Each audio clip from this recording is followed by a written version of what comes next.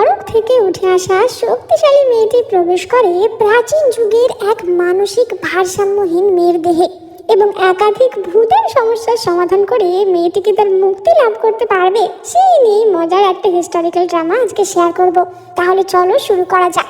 ড্রামার প্রথম দৃশ্যে আমরা নরকের বা বলা যায় মৃত্যুর পরবর্তী যে অঞ্চল বা আন্ডারওয়ার্ল্ডের দৃশ্য দেখতে পাই এবং সেখানে আমরা আমাদের প্রধান চরিত্র কেটিকে দেখতে পাই, কিনা নরকের বা আন্ডারওয়ার্ল্ডের একজন কর্মচারী ছিল এবং সে বলা যায় যমরাজের জন্য কাজ করত। এবার কেটি তো সেখানে কাজ করতে করতে ভাবছিল যে আমি যে কত বছর আর এখানে কাজ করব কে জানে, পৃথিবীতে একবার জন্মানোর জন্য আমি এখানে বছরের পর বছর কাজ করছি। যতবার আমার পৃথিবীতে জন্ম হয়েছে আমি আমার মিশন কমপ্লিট করতে আনসাকসেসফুল হয়েছি, আর তারপর আবারও আমাকে এই আন্ডারওয়ার্ল্ডে এসে পড়তে হয়েছে।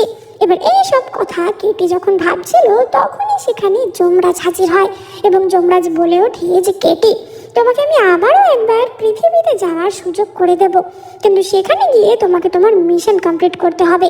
800 বছর তুমি পৃথিবীতে জন্ম নেবে বলে অপেক্ষা করছো, তাই সেই সুযোগ আমি তোমাকে করে দিলাম, কিন্তু এইবারে তোমাকে তোমার ইন ইয়াং প্যালেসটা রিপেয়ার করতে হবে।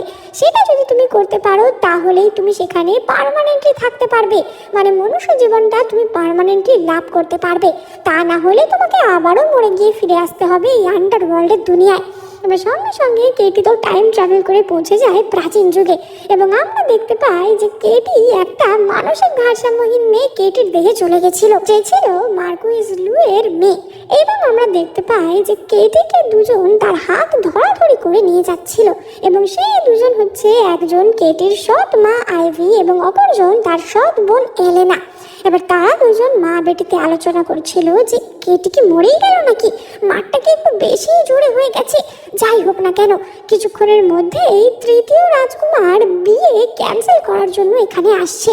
তখনই আমরা কেটির হাত দিয়ে টিপসই নিয়ে নেব, তাতে করে তৃতীয় রাজকুমার কিটের সাথে ওর বিয়েটা ভেঙে যায় এবং এলেনার সাথে ওর বিয়েটা হতে পারে। এবার এইসব যখন তারা বলা বলি করছিল তখনই এই অ্যাবনর্মাল কেটির দেহে আমাদের আন্ডারওয়ার্ল্ডের কেটি প্রবেশ করে। সে তো বলে ওঠে যে কি ব্যাপার, তোমরা আমার কিসের জন্য টিপসই নেবে, এবং এই বলে সে তো ওই দুই বদমাইশকে ঢাই ঢাই ঢাই ঢাই করে ভীষণ পিটায়, মানে এমন পিটুনি দেয় যে সেই পিটুনি খেয়ে তাদের একেবারে অবস্থা খারাপ হয়ে যায়। এবার তার কিছুক্ষণ পর কেটের একজন কর্মচারী তাকে এসে জানায় যে তৃতীয় রাজকুমার কিট এসেছে এবং সে বিয়ে ভাঙতে এসেছে। কেটের কর্মচারী তো কেটির সাথে কথা বলে বুঝতে পারে যে কেটি আর আগের মতো অ্যাবনর্মাল নেই এবং সে বলে ওঠে যে কেটি, তুমি যদি রাজকুমারের কাছে গিয়ে তোমার এখনের রূপটা, মানে কিনা তোমার এই ভালো হয়ে যাওয়া চেহারাটা দেখাও, তাহলে তো রাজকুমার আর বিয়ে ভাঙবে না, তাহলে সেটাই করো না কেন। এবার কেটি তো তখনই বলে ওঠে যে না, বিয়ে যখন ও ভাঙতে এসেছে তাহলে ও নিশ্চয়ই বিয়ে ভাঙুক, কিন্তু বিয়ে ভাঙার জন্য ওকে যে কম্পেনসেশনটা দিতে হবে আমার সেটা চাই।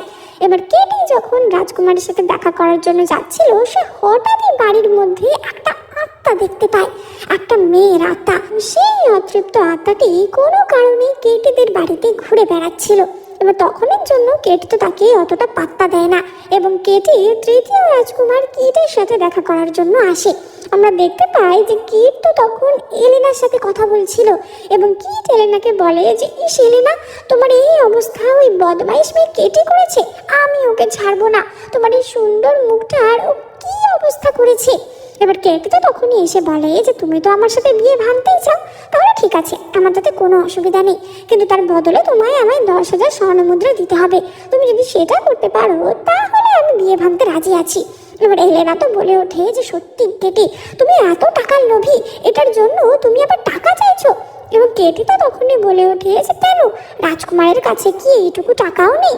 যদি রাজকুমার বলে যে না দিতে পারবে না তাহলে আমিও বিয়ে ভাঙবো কিনা সেটা ভেবে দেখবো। এবার কিট তো সঙ্গে সঙ্গে টাকা দিতে রাজি হয়ে যায় এবং কেটি তো মহানন্দে সেই ঘর থেকে বেরিয়ে আসে। এবার কেটি যখন বেরিয়ে আসছিল আমরা আবারও পিছনে সেই অতৃপ্ত আত্মাটিকে দেখতে পাই এবং সেই আত্মাটি বুঝতে পারে যে কেটিও তাকে দেখতে পাচ্ছে। এবার কেটি তো সঙ্গে সঙ্গে তাকে দেখে দৌড় লাগায় এবং আত্মাটিও তার পিছু নেয়। এবার অপরদিকে আমরা এলেনা এবং আইভিকে দেখতে পাই, যাদের তো এখনো পিটুনি খেয়ে গা থেকে ব্যথা যায়নি। এবং তারা তো নিজেদের মধ্যে আলোচনা করছিল যে কি ব্যাপার, হঠাৎ করে কেটি এত সাহসী হয়ে গেল কি করে, আগে তো সে এমনটা ছিল না। আর আমরা এতদিন কেটির সাথে যা অত্যাচার করেছি, তাহলে কি কেটি এখন তার বদলা নেবে? কেটি তো রাজকুমারের থেকে 10,000 স্বর্ণমুদ্রাও চেয়েছে, তাহলে কেটি বড়লোক হয়ে গেলে আমাদের তো আরোই ছাড়বে না। এবং আইভি তো তখনই বলে ওঠে যে দাঁড়াও না, ওই টাকা আমি ওকে কিছুতেই নিতে দেব না। এবং এই বলে সে তো কেটির ঘরে হাজির হয় এবং সে বলে ওঠে যে কেটি, এত কটা টাকা তুমি কি সামলাতে পারবে? তার চেয়ে ভালো তুমি টাকাটা আমাকে দিয়ে দিও, আমি সেটা সামলে রাখবো।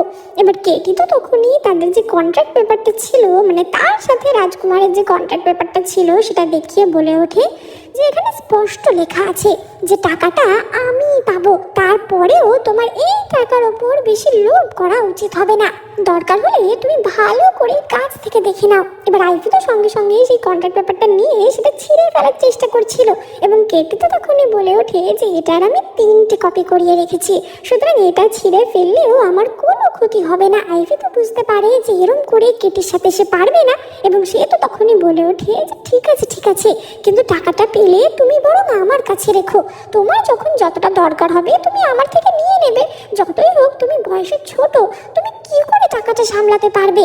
এবং কেটি তো তখনই বলে ওঠে যে না, তার কোনো দরকার নেই, কারণ তোমার কাছেই তো বেশি দামি দামি জিনিস আছে, কখনো যদি চোরেরা আসে তারা তো আগে তোমার ঘরে হামলা করবে, তাই আমার টাকা যদি তোমার কাছে থাকে তাহলে তো সেই টাকাও চলে যাবে। এবার আইভি তো বুঝতে পারে যে কোনোভাবেই কেটির সাথে পারা যাবে না, এই কেটি আর আগের কেটির মতো ওরকম বোকা নয়, এবং আইভি সেখান থেকে বিরক্ত হয়ে চলে যায়। এবার আইভি সেখান থেকে চলে যাওয়ার পরই সেই মহিলা আত্মাটি আবারও কেটির কাছে আসে এবং সে তো কেটিকে বলে ওঠে যে তুমি কি আমাকে দেখতে পাচ্ছ? এত বছরে কেউই কখনো আমাকে দেখতে পায়নি, তুমি একমাত্র যে কিনা আমায় দেখতে পাচ্ছ, তুমি কি আমায় সাহায্য করতে পারবে? এবার কেটি তো তখনই বলে ওঠে যে কি সাহায্য করব, তুমি কে আর তুমি এখানে কি করছো? এবার সেই ভূতটি তো বলে ওঠে যে আমার নাম হচ্ছে লুনাসি, কিন্তু আমি এখানে কি করছি সেই সব আমার কিছুই মনে নেই, আর আমার সাথে কি হয়েছিল সেটাও মনে নেই। কেটি বলে ওঠে যে সি পরিবার, তার মানে তুমি রাজ পরিবারের সদস্য, কিন্তু এই পরিবারে তুমি কি করছো? এবং এই বলে কেটি তো তার ম্যাজিক্যাল ক্ষমতা সেই আত্মার উপর প্রয়োগ করে এবং সে বলে যে লুনা, আজ থেকে তুমি মুক্ত, সুতরাং তুমি চাইলে যে কোনো জায়গাতেই যেতে পারো, যাও গিয়ে তুমি কে, তোমার ইতিহাস কি সেই বিষয়ে খোঁজ লাগাও। এবার সেখান থেকে লুনা তো নাচতে নাচতে চলে যায়, কিন্তু কিছুক্ষণ পরই লুনা আবার ফিরে আসে এবং সে বলে ওঠে যে আমার তো কিছুই মনে নেই, তাই আমি বুঝতেও পারছি না যে কোথায় আমার মেমোরি সম্পর্কে আমি খুঁজবো, তার চেয়ে আমি একটা কাজ করি, আমি তোমার সাথেই থাকি, তোমার সাথে থাকলে হয়তো বিভিন্ন ঘটনার মাধ্যমে আমি আমার মেমোরি ফিরে পাবো। এবার কেটি তো তখনই দেখে যে তার যে ইন ইয়াং প্যালেসটি ছিল সেটি একটু একটু করে রিপেয়ার হতে শুরু করে এবং কেটি বুঝতে পারে যে আচ্ছা, তার মানে আমি যদি এই অতৃপ্ত আত্মাদের সাহায্য করি তাহলে আমার ইন ইয়াং প্যালেসটা পুরোপুরি রিপেয়ার হয়ে যাবে এবং আমি পার্মানেন্টলি এই মানুষের দুনিয়াতেই মানুষ হয়ে থাকতে পারবো। এবং কেটি তো মনে মনে ঠিক করে নেয় যে সেই আত্মাদের সাহায্য করবে। এবার রাতের বেলার দৃশ্য আমরা দেখতে পাই, কেটি তো মনের সুখে ঘুমাচ্ছিল, কিন্তু তখনই হঠাৎ সে ঘুম ভেঙে গিয়ে ভয় পেয়ে চেঁচিয়ে ওঠে, কারণ তার সামনে একটা না একাধিক আত্মা দাঁড়িয়েছিল এবং এদের সকলকেই লুনা জড়ো করে এনেছিল। এবার লুনা তো তখনই বলে ওঠে যে কেটি, তুমি কি তাহলে এদেরকেও সাহায্য করতে পারবে? এবং সেখানে আমরা একজন পুরুষ আত্মা ব্রুনো ফুয়ের আত্মাকে দেখতে পাই। এবার ব্রুনো তো বলে ওঠে যে তুমি কি আমাকে সাহায্য করতে পারবে? আমার বাড়িতে এখনো জানে না যে আমি মারা গেছি এবং আমার মা বেশ কিছুদিন ধরে পাগলের মতো আমাকে খুঁজে চলেছে, তারা ভাবছে আমি হয়তো নিরুদ্দেশ, তুমি কি তাদেরকে গিয়ে জানাতে পারবে যে আমি মারা গেছি এবং রাজপ্রাসাদের উদ্যানে যে কুয়োটি রয়েছে সেখানেই আমার দেহ পাওয়া যাবে? এই কথা শুনে ব্রুনোকে বলে যে ঠিক আছে, আমি তোমার এই কাজ করে দেব। এবং কেটি পরের দিনই ফু পরিবারের বাড়িতে হাজির হয়। কেটি সেই পরিবারের পাহারাদারকে জানায় যে মালকিনকে গিয়ে বলো যে আমি তার ছেলের ব্যাপারে খোঁজ দিতে এসেছি। এবং আমরা দেখতে পাই কিছুক্ষণের মধ্যেই মিসেস ফু অর্থাৎ ব্রুনোর মা সেখানে হাজির হয়। এবার ব্রুনোর মা তো ছেলের জন্য খুবই চিন্তিত ছিল। ব্রুনোর মা কেটিকে বলে ওঠে যে তুমি কি সত্যিই জানো আমার ছেলে কোথায়? এবং কেটি তো তখনই বলে যে হ্যাঁ, আমি জানি আপনার ছেলে মারা গেছে। এবার ব্রুনোর মা তো এই কথা শুনে খুবই রেগে যায় যে এই সমস্ত উল্টোপাল্টা কথা তুমি কি বলছো। এবং কেটি বলে ওঠে যে আমি সত্যিই বলছি, গতকাল রাতে ব্রুনো আমার স্বপ্নে এসেছিল এবং সে আমাকে জানিয়েছে যে রাজপ্রাসাদে যে কুয়োটি রয়েছে সেই কুয়োটিতে পড়েই ব্রুনো মারা গেছে। এখন আপনি আমার কথা বিশ্বাস করবেন কি করবেন না সেটা আপনার ব্যাপার। এবং এই বলে কেটি তো সেখান থেকে চলে আসে এবং কেটি বাড়িতে আসার সঙ্গে সঙ্গেই তাকে একজন কর্মচারী জানায় যে ষষ্ঠ রাজকুমার অলিভার এবং রাজকুমার ইয়ান তার সাথে দেখা করতে এসেছে। এবার রাজকুমার ইয়ান হচ্ছে মহারাজের ভাই এবং তারা দুজনে এসেছিল কেটিকে কিছুদিন পর রাজপ্রাসাদে একটি ব্যাঙ্কোয়েট হবে সেটার জন্য আমন্ত্রণ জানাতে। রাজকুমারীর জন্মদিনে তারা কেটিকে আমন্ত্রণ জানাতে এসেছিল। এবার এই কথা শুনে আইভি তো মনে মনে ভাবে যে এটাই ভালো সুযোগ কেটিকে সকলের সামনে অপদস্থ করার। এবং আইভি তো তখনই বলে ওঠে যে তুমি এখন বড় হয়ে গেছো কেটি, এই সমস্ত কিছু তোমাকে অ্যাটেন্ড করতেই হবে, তুমি এই আমন্ত্রণটা গ্রহণ করো। এবং তখনই ইয়ান কেটিকে একটি পেন্ডেন্টের হাফ অংশ দেয় যে এটা তুমি তোমার কাছে রাখো। এটির পাশে তো তখনই লুনার আত্মা দাঁড়িয়েছিল এবং সে তো বলে ওঠে যে কেটি এটা একদম নেবে না, এটা হচ্ছে একটা ভালোবাসার চিহ্ন, ও কি তোমাকে ভালোবাসে নাকি যে এই পেন্ডেন্টের অর্ধেকটা তোমাকে দিচ্ছে। এবং ইয়ান তো তখনই মনে মনে ভাবে যে কেটিও কি তাহলে আত্মাদের দেখতে পায়। আমরা বুঝতে পারি যে আসলে ইয়ানও আত্মাদের দেখতে পেত। এবার তখনই ষষ্ঠ রাজকুমার অলিভার বলে ওঠে যে না না, আসলে আমি কাকাকে এনেছিলাম যাতে করে সে তোমায় পছন্দ করতে পারে। আসলে অলিভার অনেকদিন ধরেই কেটিকে পছন্দ করতো, সে ইয়ানকে সঙ্গে করে এনেছিল কাইন্ড অফ ইয়ানের পারমিশন নেওয়ার জন্য, মানে নিজের থেকে বড় একজনকে এনেছিল যে কিনা কেটিকে অ্যাপ্রুভ করবে, তাই জন্য এই পেন্ডেন্টটা দেওয়ার কথা হয়েছিল। এবার রাতের বেলা আমরা ইয়ানকে দেখতে পাই এবং আমরা দেখতে পাই যে ইয়ান তারা গার্ডকে বলে যে কেটি মেয়েটা তো আমি যতদূর শুনেছিলাম যে মানসিকভাবে ভারসাম্যহীন ছিল, হঠাৎ করে ও এত স্মার্ট হয়ে গেল এবং এখন আত্মাদেরও দেখতে পায়, ব্যাপারটা কি?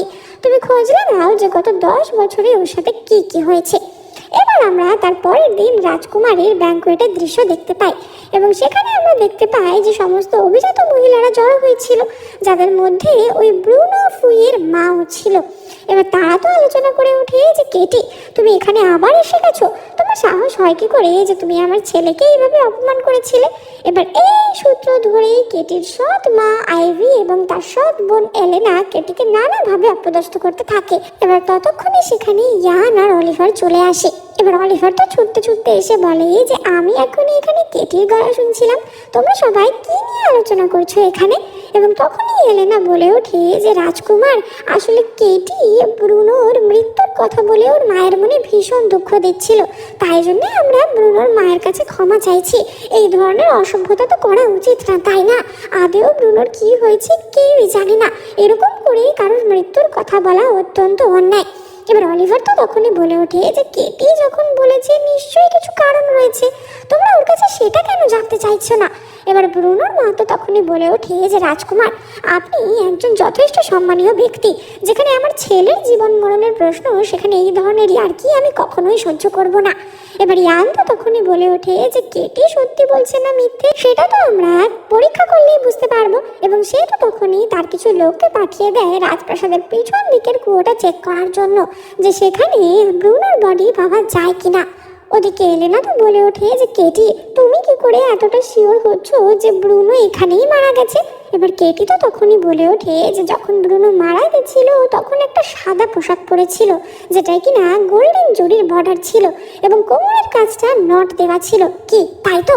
এবার এই কথা শুনে ব্রুনোর মা তো একটু হিলে যায়, কারণ সত্যিই ব্রুনো এমন পোশাকই পরেছিল। এলেনা তো তখনই বলে ওঠে যে বাবা তুমি তো মনে হচ্ছে আত্মাদের দেখতে পাও, এত কনফিডেন্সের সাথে বলছো। এবং ব্রুনোর মাও তো তখনই বলে ওঠে যে সত্যিই তো, তুমি এই কথা জানবেই বা কি করে? তুমি যদি কোনোভাবে আমার ছেলের কোনো ক্ষতির সাথে জড়িত থাকো আমি কিন্তু তোমাকে ছাড়বো না, আমি মহারাজকে বলে তোমায় শাস্তি দেওয়া করাবো। এবার কেটি তো তখনই সেখানে ব্রুনোর আত্মাকে নিয়ে আসে, কিন্তু ব্রুনোর আত্মাকে কেটি বাদে আর কেউই দেখতে পাচ্ছিল না। তাহলে কেটি কি করে প্রমাণ করবে? কেটি তখনই ব্রুনোকে বলে যে তোমার হাতটা আমার দিকে এগিয়ে দাও। এবার ব্রুনো কেটির দিকে হাত বাড়াতেই কেটি তাকে একটা মন্ত্র লিখে দেয়, যার ফলে ব্রুনোর মধ্যে কিছু ক্ষমতা চলে আসে। কেটি বলে যে তুমি এখন যাকে যাকে ছোবে তারা প্রত্যেকেই তোমায় দেখতে এবং শুনতে পাবে। এবার ব্রুনো তো প্রথমেই তার মায়ের হাতটা ধরে এবং তার মা শেষ অবধি বিশ্বাস করতে পারে যে সত্যি তার ছেলে আর এই পৃথিবীর পৃথিবীতে নেই। এবং তার মা তো ভীষণই ভেঙে পড়ে। তার মা তো ব্রুনোকে দেখে কান্নাকাটি করছিল, কিন্তু ব্রুনোকে তার মা বাদে আর কেউই দেখতে পাচ্ছিল না। তাই বাকি সকলেরা ভাবছিল যে হয়তো ব্রুনোর মায়ের শোকে মাথা খারাপ হয়ে গেছে, তাই ছেলের চিন্তাতেই সে এমনটা করছে। কিন্তু তখনই ব্রুনো সেখানে গিয়ে সকলকেই টাচ করে দেয়, যার ফলে সেখানে থাকা সকল উপস্থিত লোকই ব্রুনোকে দেখতে পায়। এবার ব্রুনো তো তখনই বলে যে সে কি করে মারা গেছিল, এবং আমরা জানতে পারি যে ব্রুনো সেদিনকে রাজপ্রাসাদে এসেছিল এবং সে কিছু ব্যক্তির গোপন কথা শুনে ফেলেছিল। সে শুনে ফেলেছিল যে কিছু লোক আলোচনা করছে যে তারা এই রাজপ্রাসাদে মহারাজের বিরুদ্ধে বিদ্রোহ করতে চায়, এবং এই কথা শুনে ফেলার পরই তাকে কুয়োতে ধাক্কা মেরে ফেলে দেওয়া হয়। কিন্তু এই কথাগুলো যে কারা আলোচনা করছিল, মানে তাদের পরিচয় কি, সেটা ব্রুনো জানতে পারেনি। এবার ব্রুনো তো তখনই তার মাকে বলে যে মা, কেটি না থাকলে আজকে আমি কোথায় আছি, আমার দেহ কোথায় আছে কেউ জানতে পারতো না। তুমি ওকে কখনোই বকাবকি করো না। এবং সে কেটিকে ধন্যবাদ জানায়। এবার ব্রুনোর মাও তো কেটিকে ধন্যবাদ জানায়। কিন্তু এই সব কিছু আইভি আর এলেনার তো একদম ভালো লাগছিল না, কারণ সব ক্রেডিট তো কেটিই নিয়ে নিচ্ছে। এবং তখনই আইভি বলে ওঠে যে দেখো কেটি, আমি তো এটা বুঝতে পারছি না যে হঠাৎ করে তুমি ব্রুনোর আত্মাকে এখানে কি করে নিয়ে এলে। ছোটবেলা থেকে তুমি তো এমন কোনো শিক্ষাই লাভ করনি যেটা সাহায্যে তোমার এমন ক্ষমতা হবে। এবং পাশ থেকে এলেনা বলে ওঠে যে মা, আমি শুনেছি যে যারা নাকি ডার্ক ম্যাজিক প্র্যাকটিস করে তারা এই ধরনের কাজ করতে পারে। কেটিও আবার এমন কিছু করছে না তো? এবার কেটি তো তখনই বলে ওঠে যে গুড ম্যাজিক বা ব্যাড ম্যাজিক বলে কিছুই হয় না। পৃথিবীতে কেবলমাত্র গুড হিউম্যান আর ব্যাড হিউম্যান থাকে, যাদের মধ্যে কিছু লোক তো আমাদের সামনেই রয়েছে, যাদের এই ভালো বিষয়টাও সহ্য হচ্ছে না। আইভি তো তখনই আরও চেঁচাতে থাকে যে না, তুমি এইগুলো কোথা থেকে শিখেছো সেগুলো বলো। বড় বড় মাস্টাররাও এরকম ধরনের ম্যাজিক করতে পারে না। আর তুমি একটা আত্মাকে সকলের সামনে নিয়ে এলে কোনো রকমের ক্ষমতা ছাড়াই, সেটা তো হতে পারে না। নিশ্চয়ই তুমি কোনো ডিমন। লোকজনেরা একে ধরো। এবার সকলের মধ্যেই তো একটা হইচই পড়ে গেছিল যে সত্যিই তো কেটির মধ্যে এইসব ক্ষমতা কি করে এলো, তাহলে কি সে সত্যিই কোনো রকমের ব্ল্যাক ম্যাজিক জানে। কিন্তু তখনই ইয়ান সকলকে থামিয়ে দেয় যে কারোর যেন সাহস না হয় কেটির গায়ে হাত তোলার। এবার কেটি তো তখনই ইয়ানকে ধন্যবাদ জানায় এবং সে বলে ওঠে যে আমি এখানে কারোর কাছে এটা প্রমাণ করব না যে আমি ব্ল্যাক ম্যাজিক জানি না হোয়াইট ম্যাজিক জানি। এবং ওদিকে ব্রুনোর হাতটাও তো তখনই তার মাকে বলে ওঠে যে মা, কেটির কিছু হতে দিও না, ও সত্যিই আমাকে সাহায্য করেছে, ও খুবই একটা ভালো মেয়ে, ওর সাথে যেন কোনো রকম অন্যায় না হয়। এদিকে লোকজন তো কেটির উপর ডিমান্ড ডিমান্ড বলে চেঁচাচ্ছিল। ওদিকে কেটির সৎ মা আইভেও চেঁচাচ্ছিল যে তোমার মা মারা যাওয়ার পর থেকে আমি তোমার মায়ের জায়গা নিয়েছি, তাই আজকে তোমাকে উচিত শিক্ষা আমিই দেবো। ওদিকে লুনার আত্মাও চেঁচাচ্ছিল যে কেটি, তুমি কিছু বলছো না কেন, তুমি নিজের সাপোর্টে কিছু অন্তত বলো। এবং এতজনের কথা শুনে কেটির তো মাথায় খারাপ হয়ে যায়। কেটি তো সঙ্গে সঙ্গে বলে ওঠে যে সবাই চুপ করো। এবং তার ক্ষমতায় সকলেই তো রীতিমতো ছিটকে গেছিল। এলেনা আর আইভি তো আবারও কেটির বিরুদ্ধে কথা বলতে যাচ্ছিল, কিন্তু তখনই ইয়ান তাদেরকে থামিয়ে দেয়। ইয়ান বলে ওঠে যে তোমাদের কথা আমি আর শুনতে পাচ্ছি না। আমাদের স্টেটের যে রাজ পুরোহিত বা বলা যায় মাস্টার অফ দ্য স্টেট, যে সে হচ্ছে সবচেয়ে শক্তিশালী এবং আমি তার কাছে নিজে শিক্ষা লাভ করেছি। তার সাহায্যে আমি নিজেও বেশ কিছু আত্মা দেখতে পাই এবং আমি এটা বলতে পারি যে কেটি এখানে যা যা বলছে কোনোটাই মিথ্যে না এবং সে কোনো ডার্ক ম্যাজিক অ্যাপ্লাই করেনি। তার মধ্যে সত্যি কোনো স্পেশাল ক্ষমতা রয়েছে যার সাহায্যে সেগুলো করতে পারে এবং বহু বছর ধরে ট্রেনিং না নিলে এগুলো করা যায় না। সুতরাং কেটির বিরুদ্ধে আমি এখানে একটা কথাও শুনবো না। এবার ব্রুনোর মা তো কেটিকে আবারও ধন্যবাদ জানায়। এবারে সব ঝামেলা মিটে যাওয়ার পর তারা সকলে যে কারণে এখানে এসেছিল, অর্থাৎ কিনা রাজকুমারী চিয়াংয়ের জন্মদিনের ব্যাঙ্কোয়েটের উদ্দেশ্যে, সেই ব্যাঙ্কোয়েটে তারা প্রবেশ করে। আমরা দেখতে পাই যে জায়গাটা তো বেশ ভালো করে সাজানো হয়েছিল এবং সকলের খাবার দাবারের ব্যবস্থা করা হয়েছিল এবং সেখানে আমরা তৃতীয় রাজকুমার কিটকেও দেখতে পাই। এবার কিট তো তখনই ছুটে এসে এলেনার সাথে কথা বলতে শুরু করে যে এলেনা, তোমাকে কি ভালো লাগছে, কতদিন পর তোমার সাথে দেখা হলো। মানে সে তো সকলের সামনে এটা প্রকাশ করেই দিয়েছিল যে কেটির সাথে সে কখনোই বিয়ে করবে না, সে আসলে এলেনাকেই পছন্দ করে। এবার আমরা সেখানে অপর দুজন লোককে মানে সাধারণ কর্মচারীকে কথা বলতে শুনি, যারা নিজেদের মধ্যে আলোচনা করছিল যে তাদের সাম্রাজ্যের যে যুবরাজ, সেই যুবরাজ আসলে মানসিকভাবে অসুস্থ। সুতরাং এরপর যে কে যুবরাজ হবে সেই নিয়ে নানা রকমের গন্ডগোল চলছে। এবার এলেনা তো মনে মনে ভাবছিল যে এতক্ষণ তো কেটি যা যা করেছে সব ক্রেডিট ওই নিয়ে নিয়েছে, সবাই ওকেই ভালো বলবে, সুতরাং এবার আমায় কিছু করতে হবে। এবং সে তো তখনই রাজকুমারী চিয়াংয়ের সামনে গিয়ে বলে যে আমি আপনার জন্মদিনে একটি বিশেষ মিউজিক শোনাতে চাই, এবং সঙ্গে সঙ্গে তার সামনে একটি জিথার এনে রাখা হয়। এরা তো তখনই সেই বাদ্যযন্ত্রে মিউজিক বাজাতে শুরু করে, কিন্তু তখনই হঠাৎ আকাশ কালো করে আসে এবং আমরা সেখানে দেখতে পাই যে বহু কাক চলে আসে।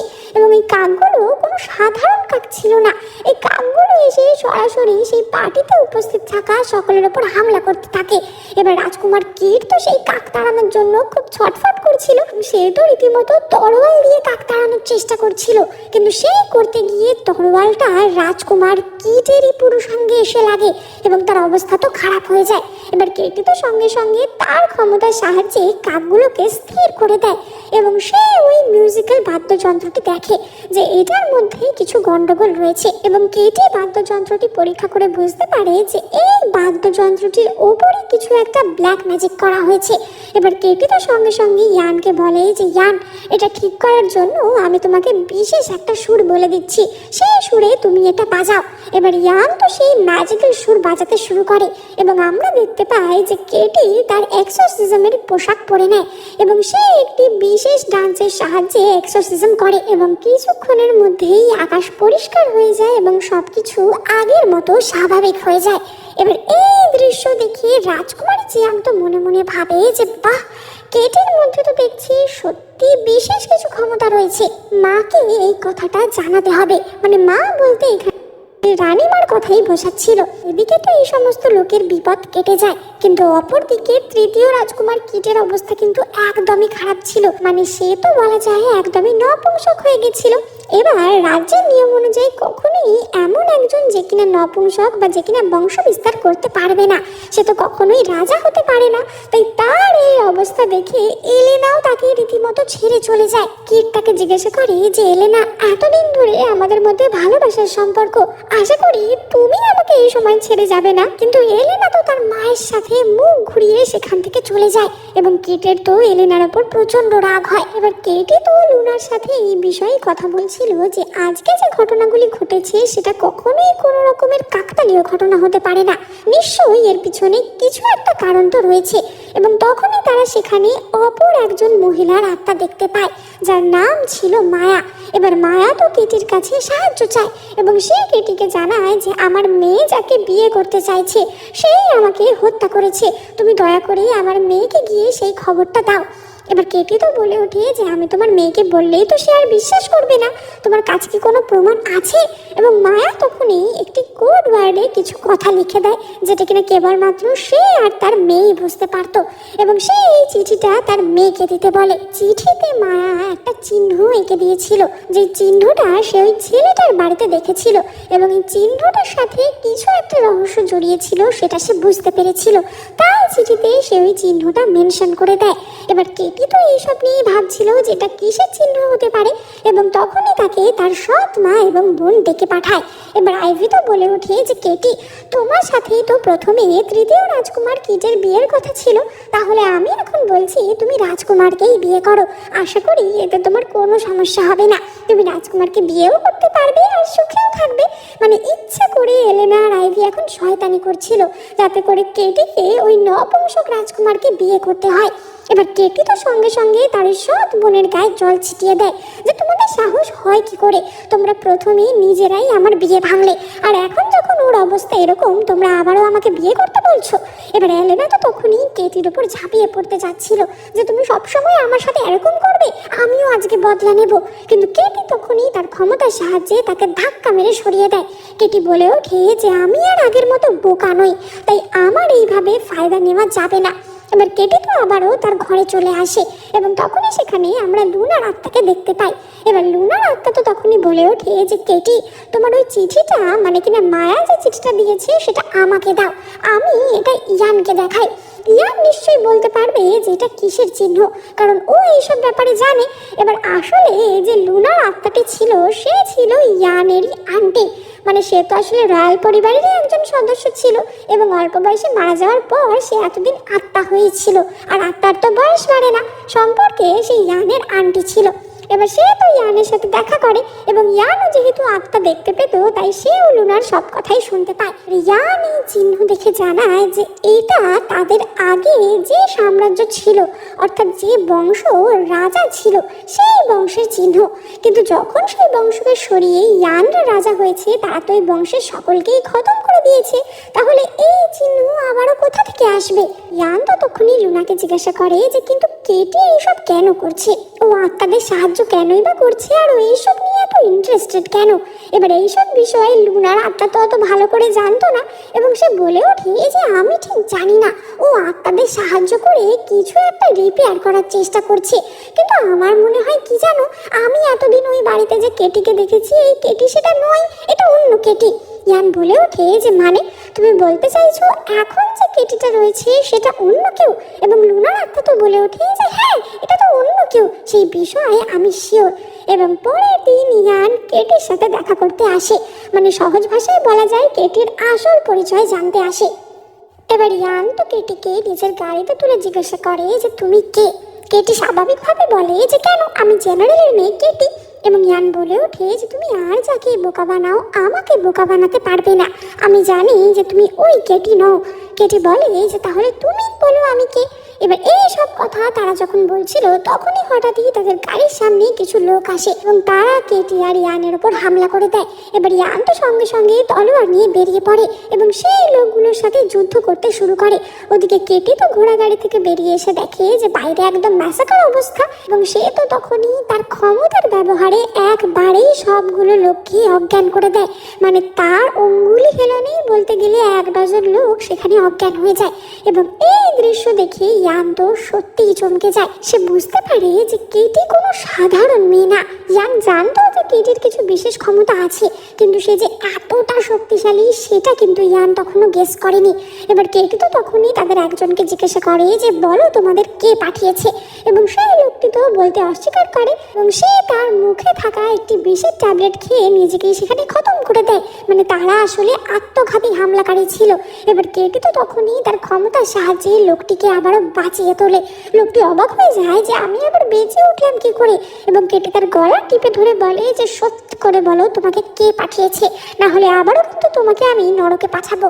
লোকটা বলে ওঠে যে আমি জানি না যে আসলে আমাদের কে কাজে লাগিয়েছে, আমাদের বস আমাদের যেটা করতে বলেছে সেটাই আমরা করেছি। আমরা বুঝতে পারি যে এরা একটা বিশেষ দল ছিল যাদেরকে যেই হায়ার করতো তাদের হয়ে এরা কাজ করতো, কিন্তু আসলে যে কে এদের হায়ার করেছিল সেটাই লোকটা জানতো না। কেটি তো লোকটাকে সঙ্গে সঙ্গেই আবারও খতম করে দেয় এবং ইয়ান তো তখনই কেটিকে জিজ্ঞাসা করে যে সত্যি করে বলো তুমি কে, কারণ তোমার এরকম ক্ষমতা আমি আজ অবধি কারোর কাছে দেখিনি।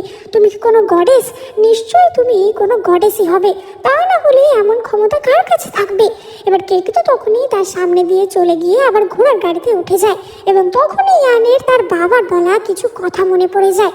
তার বাবা মৃত্যুশয্যায় বলে গেছিল যে ইয়ান তোমার নিয়তি বা ভাগ্যরেখা একটু বিশেষ ধরনের, 30 বছর বয়সের পর তুমি আর বাঁচবে না যদি না সেই বয়সের মধ্যে তুমি তোমার সেই বিশেষ মানুষটাকে খুঁজে পাও। এবার ইয়ান তো তখনই বলে উঠেছিল বিশেষ মানুষ?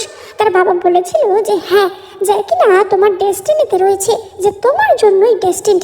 এবার ইয়ান তো বলে যে কিন্তু আমি কি করে বুঝবো যে সেই বিশেষ মানুষটা কে?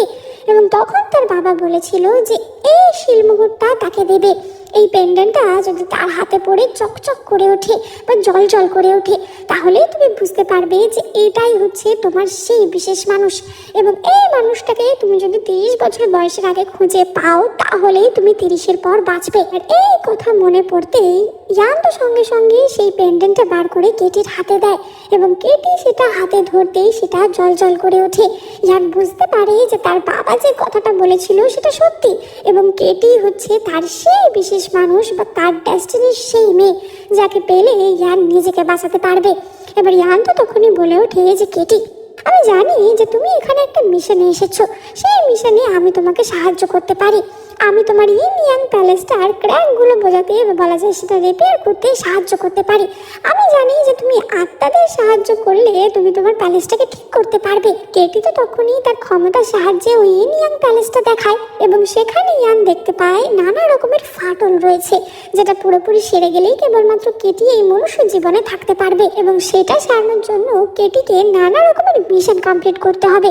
এবার ইয়ান যখন সেই টেম্পলটার প্রতিচ্ছবিতে হাত দিতে যায় সেটা তখন আবারও জ্বলে ওঠে এবং কেটি বুঝতে পারে যে ইয়ানের সাথেও তার মিশনের কিছু একটা সম্পর্ক রয়েছে।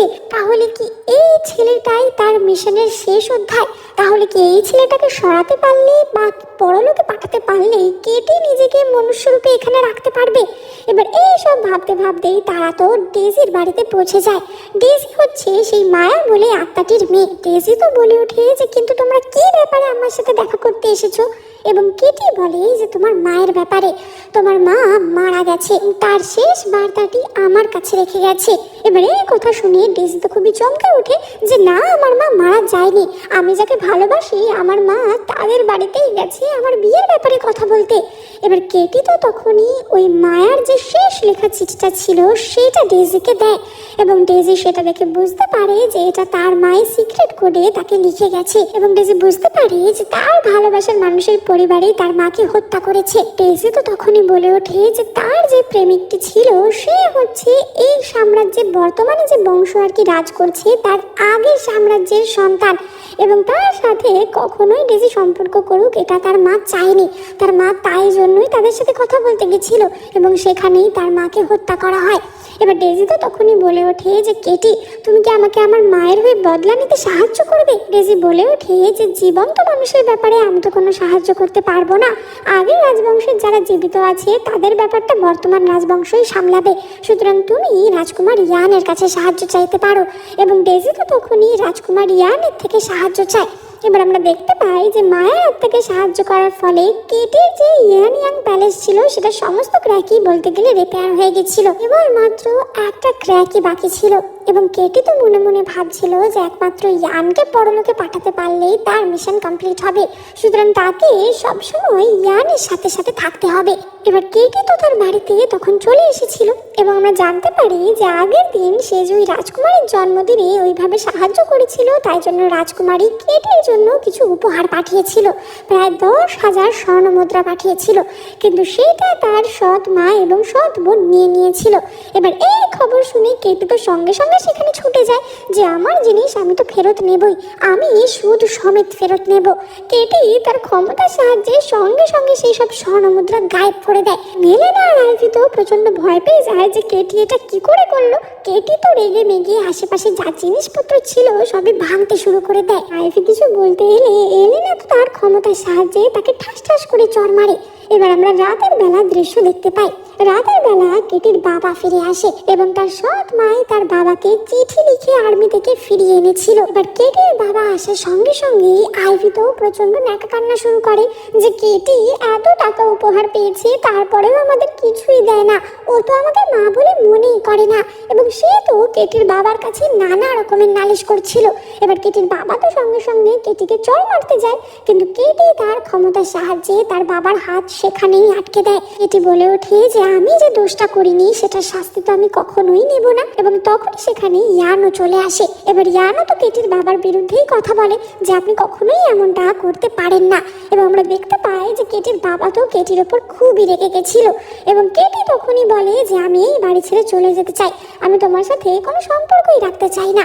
যেই বাবা কিনা নিজের স্ত্রীর কথাতে বলা যায় দ্বিতীয় স্ত্রীর কথাতে প্রথম স্ত্রী এবং তার কন্যাকে এইভাবে অবহেলা করে, তার বাড়িতে আমি থাকতে চাই না। এবার আইভি আর এলেনা তো এটাই চাইছিল যে কেটি বাড়ি থেকে বেরিয়ে যাক, তার জন্য আইভি তার স্বামীকে বলে যে হ্যাঁ হ্যাঁ ও চলে যাওয়াই ভালো এবং আমরা দেখতে পাই কেটি ইয়ানের সাথে তার বাড়ি থেকে বেরিয়ে আসে। তারা ওয়াংলি এর বাড়ির উদ্দেশ্যে রওনা দেয়। এবার এই ওয়াংলি হচ্ছে সেই লোকটি যার সাথে কিনা ডেজির বিয়ে হওয়ার কথা ছিল। অর্থাৎ পূর্ববর্তী যে সাম্রাজ্য ছিল সেই সেজ সাম্রাজ্যের শেষ পূর্বপুরুষ এরাই ছিল। এবার আমরা দেখতে পাই যে ডেজি তো গাড়িতে আস্তে আস্তে ভাবছিল যে তাকে তো ইয়ানকে খতম করতেই হবে, কিন্তু শেষ পর্যন্ত সে ইয়ানকে এসব বিষয়ে সাহায্য করেইনি, তারপরেই না হয় সে তার মিশন কমপ্লিট করবে। এবার ইয়ান এবং কেটি হাজির হয় ওয়াংলির বাড়িতে এবং আমরা দেখতে পাই যে ওয়াংলি গোপনে গোপনে সেনাবাহিনী মজুত করছিল, মানে সে আসলে রাজদ্রোহ বা বিদ্রোহ করার কথা ভাবছিল। ইয়ান সেখানে যাওয়ার সাথে সাথেই ওয়াংলির সেনাবাহিনীর সাথে ইয়ানের সেনাবাহিনীর যুদ্ধ শুরু হয়ে যায়। কেটি তো তখনই তার ক্ষমতা ব্যবহারের কথা ভাবছিল, কিন্তু ইয়ান তাকে বারণ করে দেয় এবং তাকে বলে যে তুমি এত বেশি ক্ষমতা ব্যবহার করলে দুর্বল হয়ে পড়বে, এখন আমার সৈন্যরাই এদেরকে সামলে নেবে। কিন্তু সেই সমস্ত যুদ্ধের মাঝখানে হঠাৎই একজন কেটির দিকে তীর চালায় এবং আমরা দেখতে পাই যে ইয়ান নিজে সামনে এসে কেটিকে রক্ষা করে। ইয়ান তীরবিদ্ধ হওয়ার সাথে সাথে কেটি তো খুবই প্যানিক করে ফেলে এবং কেটি নিজের ক্ষমতা দিয়ে ইয়ানকে আবারও সুস্থ করে তোলে। কিন্তু কেটি তো তখন মনে মনে ভাবছিল যে আমার তো মিশন এটাই ছিল যে ইয়ানকে পরলোকে পাঠানো, তাহলে আমি ওকে কেন বাঁচালাম? আমার তো উচিত ছিল ওকে মরতে দেওয়া। কিন্তু তারপরেও কেটি নিজেকে আটকাতে পারে না।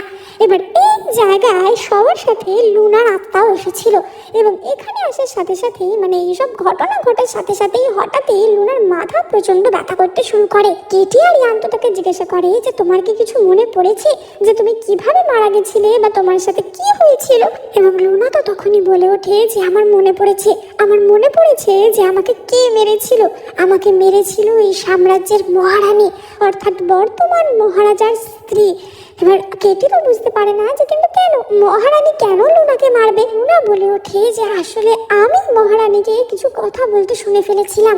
মহারানী একজন কালো পোশাক পরা লোকের সাথে আলোচনা করছিল যে কিভাবে সে মহারাজকে গদি থেকে সরাবে এবং সেই আলোচনায় আমি শুনে ফেলেছিলাম এবং তারপরেই আমার মৃত্যু হয়। এবার কেটি তো তখনই জিজ্ঞেস করে যে তোমার কি মনে পড়েছে তোমার মৃতদেহটা কোথায় রয়েছে? কিন্তু সেই কথা লুনা মনে করতে পারে না। কেটি এবং ইয়ান বুঝতে পারে যে তার মানে সব কিছুর পিছনে আসলে রানীমা রয়েছে এবং রানীমা এবং এই ওয়াংলি এরা একে অপরের সাথে সম্পর্কিত। ইয়ান তো তখনই বলে ওঠে যে আর 2 সপ্তাহ পরে রানীমার জন্মদিনের ব্যাঙ্কোয়েট, দেখা যাক ওখানে আমরা কি করতে পারি। রানীমার আসল চেহারা সকলের সামনে আনতে হবে। অপরদিকে আমরা রানীমাকে দেখতে পাই এবং আমরা দেখতে পাই যে রানীমা তো প্রচন্ড রেগেছিল। রানীমা বলে ওঠে যে ওই ইয়ানকে যে করে হোক খতম করবে, আর ওই মেয়েটাকে আমার খুবই শক্তিশালী মনে হচ্ছে, তাই ওই কেটি বলে মেয়েটাকে আমার জ্যান্ত চাই। এবার ওদিকে কেটি আর ইয়ান তো ঘোড়ার গাড়ি করে আবারও ওয়াংলির বাড়ির ওখান থেকে ফিরছিল এবং হঠাৎই আবারও কিছু লোক তাদের উপর আক্রমণ করে। কিন্তু এইবার যারা তাদের উপর আক্রমণ করেছিল তারা কোনো সাধারণ লোক ছিল না, এই লোকগুলো আসলে ব্ল্যাক ম্যাজিক জানা লোক ছিল এবং তারা ইয়ানের বাবার রক্তের সাহায্যে কিছু কালো জাদু করেছিল এবং এই কালো জাদুর ফরমেশনের ফলে ইয়ান এই ফরমেশন থেকে বেরোতে পারে না। উল্টে এই লোকগুলোকে আঘাত করতে গেলে ইয়াং নিজেই ক্ষতবিক্ষত হয়ে পড়ে। লুনাও তাদের কোনো সাহায্য করতে পারছিল না। এবার কেটি তো বুঝতে পারে যে তাকে এবার যা করার করতে হবে এবং সে তার সর্বোচ্চ ক্ষমতা ব্যবহার করে। কেটি তার ক্ষমতা ব্যবহার করে সেই লোকগুলোকে সেখান থেকে সরায় এবং আমরা দেখতে পাই যে এই ঘটনার ফলে ইয়ান তো খুবই দুর্বল হয়ে পড়েছিল এবং কেটি ইয়ানের সেবা করছিল। ইয়ান তো তখনই বলে ওঠে যে কেটি, আমি আমার বাবার সবচেয়ে ছোট ছেলে ছিলাম। আমি যখন জন্মেছিলাম তখন অনেক শুভ লক্ষণ দেখা দিয়েছিল, কিন্তু ছোটবেলা থেকেই আমি ভীষণ দুর্বল ছিলাম এবং সব সময় রোগে ভুগতাম। আমার বাবা মারা যাওয়ার আগে আমাকে বলেছিল যে আমি যদি আমার ডেস্টিনির সাথে দেখা না করতে পারি তাহলে 30-এর আগে মারা যাব। তোমার সাথে দেখা হওয়ার পর আমি বুঝতে পেরেছি যে তুমি আমার ডেস্টিনি। একে তো তখনই ইয়ানের দেওয়া সেই পেন্ডেন্টটা দেখছিল। কেটি মনে মনে ভাবে যে আমি যদি ইয়ানের ডেস্টিনি হই তাহলে আমি একমাত্র ওকে বাঁচিয়ে রাখতে পারবো। যদি আমি ওর সাথে সম্পর্ক করি তাহলে ইয়ান বেঁচে থাকবে, কিন্তু আমি যদি আমার মিশন কমপ্লিট করতে না পারি তাহলে তো আমি নিজেই মরে যাব। তাহলে ইয়ান কি করে বেঁচে থাকবে? কেটি তো তখনই বলে ওঠে যে আমিও তোমাকে একটা সত্যি কথা বলি, আমি জেনারেলের মেয়ে কেটি নই এবং এই বলে সে তো তার ওই ইন ইয়াং প্যালেসটা দেখায়, সেটা টাচ করতেই সেটা তো গ্লো করতে শুরু করে। এবার কেটি তো তখনই বলে ওঠে যে আমি তোমার ডেস্টিনি হলেও তুমি আমার ডেস্টিনি নাও, তুমি হচ্ছে সেই শেষ মানুষ যাকে পরলোকে পাঠালে আমি আমার মিশনটা কমপ্লিট করতে পারবো এবং আমি এই মনুষ্য জীবন ফিরে পাবো, তা না হলে আমি এর বেশি আর বাঁচবো না। তো তখনই বলে ওঠে যে তুমি কোনো চিন্তা করো না, একবার আমি মহারানীকে হাতে নাতে ধরে আমার রাজ্যটাকে ঠিক করে দিই, তারপর আমি নিজে থেকে তোমার কাছে বলিদান দেব, তুমি যাতে বাঁচতে পারো আমি সেই ব্যবস্থাই করে যাব। এবার কেটি তো তখনই বলে ওঠে যে কিন্তু কেন, আমরা দুজনে কেউই তো একে অপরকে চিনি না, তাহলে তুমি আমার জন্য এত বড় একটা বলিদান কেন দেবে, নিজের জীবন কেন দিয়ে দেবে? এবং ইয়ান তো তখনই বলে ওঠে যে কারণ তোমাকে না চিনলেও প্রথম দেখা থেকেই আমার তোমাকে পছন্দ হয়ে গেছে, আর যেহেতু তুমি আমার ডেস্টিনি তাই তোমার জন্য এটুকু আমি করতেই পারি। এবার আমরা অপরদিকে তৃতীয় যুবরাজ কিটকে দেখতে পাই। ওই জন্মদিনের দিনই নপুংসক হয়ে গেছিল এবং তার অবস্থা তো ভীষণ খারাপ ছিল, মানে সে তো মানসিকভাবে এবং শারীরিকভাবে একদম ভেঙে পড়েছিল। এবং তখনই সেখানে মহারানী অর্থাৎ কিনা কিটের মা আসে। কিট তো বলে ওঠে যে মা, ওই কেটির মধ্যে বিশেষ কিছু ক্ষমতা রয়েছে, পারলে ওই আমাকে সারাতে পারবে, তা না হলে কেউ পারবে না। এবং মহারানী তখনই কেটির কাছে ডিগ্রি পাঠায় যে কিটকে সারানোর জন্য কেটিকে আসতেই হবে। এবার মহারানীর ডিগ্রি কেটি তো অমান্য করতে পারে না, ফলে তাকে মহারানীর কাছে আসতে হয়। এবং কিট তো তাকে বলে যে কেটি, তুমি যদি আমায় সারিয়ে দিতে পারো, তুমি যা পুরস্কার চাইবে আমি তোমাকে তাই দেবো। এবার কেটিও মনে মনে ভাবছিল যে মহারানী আসলে কি চাল চালছে সেটা বোঝার জন্য রাজপ্রাসাদে থাকাটাই ভালো হবে, তাই কেটি এই অফারটা গ্রহণ করে নেয়। এবার সেখানে আমরা মহারানীর অপর ছেলে অর্থাৎ যুবরাজ ফ্লিন্টকেও দেখতে পাই এবং আমরা দেখতে পাই যে সে তো মানসিকভাবে একদমই ভারসাম্যহীন ছিল, মানে মহারানী এতদিন যা যা শয়তানি করেছিল তার কর্মফল মনে হয় তাকে তার ছেলেদের থ্রু দিয়ে ভুগতে হচ্ছিল। এবং তাকে দেখিয়ে মহারানী বলে ওঠে যে কেটি, আমি বুঝতে পেরেছি যে তুমি কোনো সাধারণ মানুষ না, তোমার কিছু বিশেষ ক্ষমতা আছে, তুমি যদি আমার এই ছেলেকেও সারিয়ে দিতে পারো, তুমি যা চাইবে আমি তাই দেবো। এবার কেটি তো তখনই মনে মনে ভাবে যে এই সুযোগটা ছাড়া ঠিক হবে না। কেটি বলে যে ঠিক আছে, তাহলে আমার 1,00,000 স্বর্ণমুদ্রা চাই এবং আমার আরও একটা শর্ত রয়েছে, আমি এই প্রাসাদে যেখানে খুশি সেখানে ঘুরে বেড়াতে চাই। এবং মহারানী তাতে রাজি হয়ে যায়। এবার কেটি আসলে এটা বলেছিল যাতে সে লুনার বডিটা কোথায় লুকিয়ে রাখা রয়েছে সেটা খুঁজে বার করতে পারে। আর আমরা দেখতে পাই রাতের বেলা লুনা এবং কেটিকে তারা তো খোঁজার চেষ্টা করছিল যে প্যালেস গার্ডেনে কোথায় লুনার বডি বা লুনার মুন্ডুটা লুকিয়ে রাখা হয়েছে। লুনার উপর আসলে খুবই বাজে রকমের কিছু ব্ল্যাক ম্যাজিক করা হয়েছিল, যার ফলে লুনার আত্মা এরকম অতৃপ্ত হয়ে ঘুরে বেড়াচ্ছিল এবং তার কোনো স্মৃতিও ছিল না। এটি তখনই বাগানের মধ্যে একটা বিশাল স্টোনের স্ট্যাচু মতো দেখতে পায় এবং কেটি বুঝতে পারে যে এখানেই তার মানে লুনার মুন্ডু বা লুনার বডিটা লুকিয়ে রাখা রয়েছে। কিন্তু তখনই সে কিছু করে না, বলে যে কিছুদিন পরে মহারানীর জন্মদিনের ব্যাঙ্কোয়েট আছে যেখানে কিনা সবাই আসবে, আমি মহারানীর পর্দা সকলের সামনে ফাঁস করতে চাই। অপরদিকে আমরা কিটকে দেখতে পাই। কেটি তো তার চিকিৎসা করছিল এবং কেটি তাকে অনেকটাই সারিয়ে তুলেছিল। এবার কিট তো কেটিকে বলে যে আমি কবে পুরোপুরি সুস্থ হব। কেটি বলে যে আমি তোমাকে প্রায় সুস্থ করেই এনেছি, বিশেষ একটা দিনে বিশেষ একটা জায়গার অপেক্ষা করছি। এবার কিট তো বলে ওঠে যে কেমন জায়গার কথা তুমি বলছো? কেটি বলে যে দেখো, মহারানীর জন্মদিন যেদিন পড়েছে সেটা খুবই শুভ একটা দিন এবং সেই দিন তোমাকে একটা বিশেষ জায়গায় রেখে আমি এমন একটা প্রক্রিয়া করব যাতে তুমি পুরোপুরি সুস্থ হয়ে যাবে। এর জন্য আমাদের এমন একটা জায়গা প্রয়োজন যেখানে অনেকটা এনার্জি স্টোর রয়েছে। এবার কিট তখনই বলে ওঠে যে এমন জায়গা আবার কোথায় পাবো যেখানে বিশেষ রকমের পাওয়ারফুল একটা জায়গা এনার্জি স্টোর রয়েছে। এবং কেটি বলে যে এরকম বাগানেই একটা জায়গা রয়েছে, এখানে ওই পাথরের মূর্তি রয়েছে না, সেইখানে। আসলে কেটি তো জানতো যে ওখানে লুনার বডিটা রয়েছে এবং কেটি তাই ঠিক করে নিয়েছিল মহারানীর জন্মদিনের দিনই সে পর্দা ফাঁস করবে। এবার আমরা মহারানীর জন্মদিনের দৃশ্য দেখতে পাই। এবার জন্মদিনের দিন এলেনা আর আইভিও তো এখানে নিমন্ত্রিত ছিল। এবার এলেনা যখন দেখে যে রাজকুমার এখন আবারও ঠিক হয়ে গেছে, এলেনা তো আবারও রাজকুমারকে পটানোর চেষ্টা করে, কিন্তু রাজকুমার তাকে মুখের উপর একদম রিজেক্ট করে দেয় এবং তাদের দুজনের সমস্ত রাগ গিয়ে পড়ে কেটির ওপর। এবার মা বেটি মিলে প্ল্যান করে যে তারা কেটিকে এবার অপদস্থ করেই ছাড়বে। তারা কেটির ড্রিঙ্কে কিছু ওষুধ মিশিয়ে দেয়। এবার পার্টিতে কেটি তো সেই ড্রিঙ্ক পান করে ফেলে। কিছুক্ষণের মধ্যে কেটির মাথা ঘুরতে থাকে। কেটির পিছু পিছু এলেনাও সেই দিকে চলে যায় দেখার জন্য যে কেটিকে সে ফাঁসাতে পারলো কিনা। তারা আসলে ভেবেছিল যে ওই পাগল যুবরাজের সাথে তারা কেটিকে ফাঁসিয়ে দেবে। এবার কিছুক্ষণ পর মহারানীর কাছে তো খবর আসে যে কেউ একজন আপনার জন্মদিনে এইভাবে অসভ্যতা করছে, এবং মহারানী তো সঙ্গে সঙ্গে রেগে সেই দিকে রওনা হয়। এবার একজন দাসী জানায় যে এখানে কেটি এবং যুবরাজ ফিট রয়েছে। এবার এই কথা শুনেই মহারানীর মাথায় অন্য বুদ্ধি আসে। মহারানী ভাবে যে যেহেতু তার ছেলে একটু অ্যাবনর্মাল প্রকৃতির, তাই যদি কেটি তার সাথে থাকে তাহলে তার ছেলে সেরেও যেতে পারে, কারণ কেটি তো কতটা ক্ষমতা সম্পন্ন সেটা সকলেই জেনে গেছিল। এবং মহারানী বলে ওঠে যে যেহেতু ওরা বড় হয়েছে তাই এই বিষয়ে আমি নাক গলাবো না, যদি ওরা চায় তাহলে আমি ওদের বিবাহ মঞ্জুর করতেও রাজি আছি। এবং মহারাজা তো এক কথা বলে যে ঠিক আছে, তাহলে আমি যুবরাজের সাথেই কেটির বিয়ে দেব। কিন্তু তখনই সেখানে কেটি হাজির হয় যে আমাকে নিয়ে কথা হচ্ছিল নাকি। এবার ঘরের ভিতর থেকে তো সঙ্গে সঙ্গে কারা আছে তাদের খোঁজ পড়ে, এবং আমরা দেখতে পাই যে ওই পাগল যুবরাজের সাথে আসলে এলেনা নিজেই ছিল। এবার এলেনাকে তো আর মহারানী সহ্য করতে পারতো না, বা তার কোনো বিশেষ ক্ষমতাও ছিল না, তাই মহারানী তো সঙ্গে সঙ্গে তাদেরকে সেখান থেকে বার করে দেয়। এবং এলেনা আর আইভি যেটা কেটির সাথে করবে ভেবেছিল তাদের ওপরে সেটা ব্যাকফায়ার করে। আসলে কেটি যখন ড্রিঙ্কটা খেতে যাচ্ছিল তখনই লুনার আত্মা তাকে আগে থেকেই সতর্ক করে দিয়েছিল যে এই ড্রিঙ্কটার মধ্যে ওরা কিছু মিশিয়ে দিয়েছে, তাই জন্যই কেটি সেই ড্রিঙ্ক আর পান করেনি। সে অভিনয় করে এলেনাকে বাইরে বার করে আনে, আর তারপর এলেনাকেই ওই পাগল রাজকুমারের সাথে ঘরে ঢুকিয়ে দেয়। মহারানী তো তখনই ভাবে যে যেহেতু কেটি আমার কোনো কাজে আসছে না, তাই তাকে এখানে রেখে আর কোনো লাভ নেই। কেউ যদি আমার কাজে না আসে তাহলে তাকে রাস্তা থেকে সরিয়ে দেওয়াই ভালো। মহারানী বলে ওঠে যে কেটি, অনেক দিন তো হলো কিটির অসুস্থতা তোমাকে আমি সারাতে বলেছি, কিন্তু তা তো এখনো সারছে না, আর কতদিন লাগবে তোমার?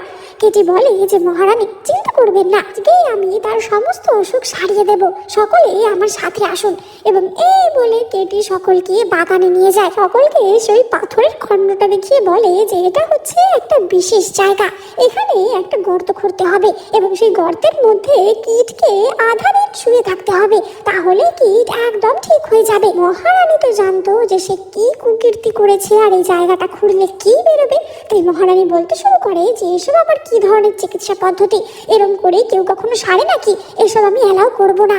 এবার কীট তো তার মায়ের হাত ধরে বলে যে কিন্তু মা, যদি এরম না হয় তাহলে তো আমি কোনোদিন সারবও না, কেটির তো কত ক্ষমতা, এটাই আমার শেষ আশা, তুমি দয়া করে আমায় পারমিশন দাও। মহারানী তো তখনই বলে ওঠে যে না, আমি এই পারমিশন দেব না, এই মেয়েকে এক্ষুনি এখান থেকে ধরে নিয়ে যাও এবং মৃত্যুদণ্ড দাও। এবার ইয়ান তো তখনই বলে ওঠে যে কেন, এখানে এমন কি আছে যে এই জায়গা খোঁড়া যাবে না, তার জন্য কেটিকে মৃত্যুদণ্ড দেওয়া হচ্ছে? এবং মহারাজেরও তো তখন সন্দেহ হচ্ছিল যে ব্যাপারটা কি, তুমি কি তোমার ছেলেকে ভালোবাসো না? ও যেটাতে সেরে উঠবে সেটা করতে চাইলে ক্ষতি কি? এবার কেটি তো তখনই বলে ওঠে যে মহারানী, আপনি মনে হচ্ছে যতক্ষণ না চোখে আঙুল দিয়ে আমি সবটা দেখিয়ে দিচ্ছি সত্যি কথা বলবেন না। এই বলে কেটি লুনার আত্মাকে সামনে নিয়ে আসে এবং লুনার আত্মাকে সেই ক্ষমতাটা দেয় যাতে লুনার আত্মা যাকে টাচ করবে সে লুনাকে দেখতে পাবে। এবার লুনা তো প্রথমে গিয়েই মহারাজাকে টাচ করে, এবং মহারাজা ছিল লুনার নিজের ভাইপো। মহারাজা তো লুনাকে দেখে খুবই ইমোশনাল হয়ে পড়ে। লুনা তো একে একে সকলকে টাচ করে তাকে দেখতে পারার ক্ষমতা দিয়ে দেয়। এবার লুনাকে দেখেই রাজকুমার কিট এবং মহারানী তো প্রচন্ড অবাক হয়ে যায়, এবং লুনা তো আগেই মহারানীকে ঠাস করে এক চড় মারে। লুনা বলে ওঠে যে সত্যি তুমি একটা শয়তান, তুমি আমার সাথে এমন কি করেছিলে সেটা বলো যার জন্য আমার আত্মাও এই পৃথিবী থেকে মুক্তি পাচ্ছে না। এবার এই কথা শুনে মহারাজা তো মহারানীকে ঠাস করে এক চড় মারে যে তুমি কি করেছো ওর সাথে।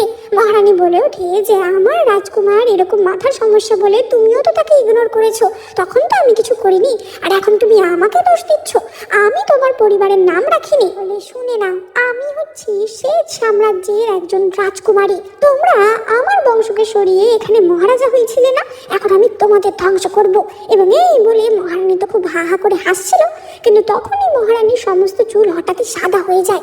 আসলে মহারানী এতদিন ধরে যে সমস্ত ফরবিডেন ব্ল্যাক ম্যাজিক করেছে তার জন্যই তার সাথে এমনটা হচ্ছিল। কিন্তু ওদিকে মহারানী এতদিন ধরে যে সৈন্য জমা করেছিল, মানে তার সাম্রাজ্যের যে সৈন্যরা ছিল তারা তো এই সাম্রাজ্য অ্যাটাক করে দিয়েছিল, এবং ইয়ানের একজন একজন সৈন্য সেই খবরই দেয়। এবার মহারানী তো তখনই হাসতে হাসতে সেখানেই মারা যায় যে আমি মরে গেলেও আমার সৈন্যরা ঠিকই তোমাদের খতম করবে। এবার ইয়ান তো তখনই কেটিকে বলে ওঠে যে এই জায়গাটা এখন খুবই বিপজ্জনক, আমি ওই যুদ্ধের দিকে যাচ্ছি, তুমি সাবধানে থেকো।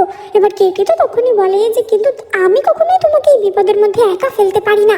ইয়ান বলে ওঠে যে তুমি কোনো চিন্তা করো না, আমি না থাকলে তোমার অন্তত বেঁচে থাকার একটা হোপ থাকবে। এবং এই বলে ইয়ান তো সেখান থেকে বেরিয়ে যায়। ইয়ান মারা গেলে কেটির মিশন কমপ্লিট হবে, সুতরাং তাতে তো তারই ভালো হবে। কিন্তু কেটি তো তখনই মনে মনে ভাবে যে না, যদি আরও 800 বছর আমাকে ওই আন্ডারওয়ার্ল্ডেই থাকতে হয় আমি তাও থাকবো, কিন্তু আমি তোমাকে বাঁচানোর জন্য ঠিকই যাব। এবং এই বলে কেটি তো ইয়ানকে বাঁচানোর জন্য চলে যায়। আমরা দেখতে পাই যে কেটি তার আন্ডারওয়ার্ল্ডে অর্থাৎ হেলে যে পোশাক পরতো সেই পোশাক ধারণ করে, অর্থাৎ তার আসল রূপ ধারণ করে। কেটি যে কিনা আন্ডারওয়ার্ল্ডের একজন গডেস ছিল, এই রূপ দেখে সকলেই তো অবাক হয়ে যায়। সকলে বুঝতে পারে যে কেটি কোনো সাধারণ মানুষ না এবং কেটি তার ক্ষমতার সাহায্যে সেই যুদ্ধে জয়ী হয়। এত ক্ষমতা ব্যবহারের ফলে কেটি নিজে দুর্বল হয়ে পড়েছিল যে ইনিয়াম প্যালেসটা সে এতদিন ধরে ক্র্যাক বাই ক্র্যাক সারানোর চেষ্টা করছিল সেটা পুরোপুরি ধসে পড়ে। মানে বলা যায় কেটি এতদিনে যে মেরিটগুলি কালেক্ট করেছিল সেগুলি সবাই বরবাদ হয়ে যায়। এবার ইয়ান তো তখনই বলে ওঠে যে কিন্তু তাহলে তুমি এই পৃথিবীতে থাকবে কি করে? কেটি বলে যে তোমাকে মারতে পারলেই আমি কেবলমাত্র এই পৃথিবীতে থাকতে পারবো, কিন্তু সেটা আমি কখনোই হতে দেব না। এবং এই বলে সে তো ইয়ানকে নিজের থেকে দূরে সরিয়ে দিচ্ছিল, কিন্তু তখনই পিছন থেকে ফ্লিন্ট এসে কেটির পিঠে ছুরি ঢুকিয়ে দেয়। ফ্লিন্ট মানে সেই পাগল যুবরাজ যে কিনা এতদিন পাগলামি করছিল। আমরা দেখতে পাই যে ফ্লিন্ট আসলেই মানসিকভাবে অসুস্থ ছিল না, সে এতদিন পাগল হওয়ার অ্যাক্টিং করছিল। ফ্লিন্ট বলে ওঠে যে এই যে তুমি কেটি, তোমার জন্যই আমার মায়ের আজকে এই অবস্থা।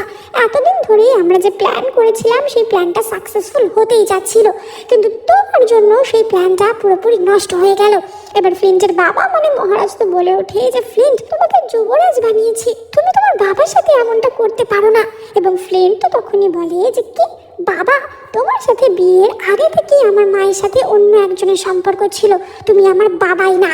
এবং এই কথা শুনে মহারাজের তো রীতিমতো বুকে ব্যথা উঠে গেছিল। কিন্তু তখনই বলে ওঠে যে রাজকীয় শিলমোহর তুমি কোথায় লুকিয়ে রেখেছো, এক্ষুনি সেটা আমায় বলো, নাহলে তোমাকে খতম করে দেওয়া হবে।